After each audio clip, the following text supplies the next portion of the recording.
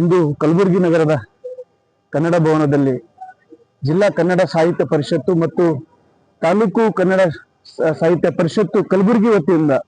ಇವತ್ತು ಜಿಲ್ಲೆಯ ಪ್ರಪ್ರಥಮ ಕವಿಗಳ ಒಂದು ಸಮ್ಮೇಳನ, ಒಂದು ಅದ್ದೂರಿ ಕಾರ್ಯಕ್ರಮ ಮತ್ತು ಅರ್ಥಗರ್ಭಿತ ಕಾರ್ಯಕ್ರಮವನ್ನ ಹಮ್ಮಿಕೊಳ್ಳುವುದರ ಮೂಲಕ ಏನದ ಯುವ ಕವಿಗಳಿಗೆ ಪ್ರೋತ್ಸಾಹ ಕೊಡ್ತಕ್ಕಂಥ ಕೆಲಸ ಇವತ್ತಿನ ದಿನ ಏನು ಕಲಬುರಗಿ ಜಿಲ್ಲೆಯ ಜಿಲ್ಲಾ ಸಾಹಿತ್ಯ ಏನು ಪರಿಷತ್ತು ಇವತ್ತು ಹೊಸ ಒಂದು ಮೇಳನ ಮಾಡ್ತಾ ಇದೆ. ಅದರ ಜೊತೆಯಾಗಿ ವಿವಿಧ ಕ್ಷೇತ್ರದಲ್ಲಿ ವಿಶೇಷ ಸೇವೆಯನ್ನು ಸಲ್ಲಿಸಿರ್ತಕ್ಕಂಥ ವ್ಯಕ್ತಿಗಳನ್ನ ಗುರುತಿಸಿ ಅವರಿಗೆ ಸನ್ಮಾನ ಮಾಡುವ ಮೂಲಕ ಮುಂದೆ ಆ ವ್ಯಕ್ತಿಗಳಿಗೆ ಇನ್ನೂ ಹೆಚ್ಚೆಚ್ಚು ಸಮಾಜ ಸೇವೆಯಲ್ಲಿ, ಹೋರಾಟಗಳಲ್ಲಿ, ಇನ್ನಿತರ ಸಮಾಜ ಸೇವೆಯಲ್ಲಿ ತೊಡ್ಕೊಳ್ತಕ್ಕಂಥ ಒಂದು ಹಾದಿಯನ್ನ